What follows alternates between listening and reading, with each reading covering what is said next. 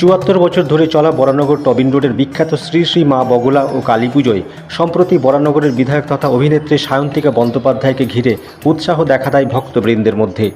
পুজোর আহ্বায়ক সমাজসেবী শ্যামল ভট্টাচার্যের আমন্ত্রণে বিধায়ক ছাড়াও বরানগর পৌরসভার উপপ্রধান দিলীপ নারায়ণ বসু সহ বহু বিশিষ্টবর্গ উপস্থিত থেকে পুজো নিবেদন করেন। শ্যামল ভট্টাচার্য ধন্যবাদ জানানোর পাশাপাশি সকলের সুস্বাস্থ্য কামনা করেন মায়ের কাছে। বিধায়ক স্বহস্তে উপস্থিত ভক্তবৃন্দকে প্রসাদ বিতরণ করে পুজোর পরিবেশকে উজ্জ্বল করে তোলেন।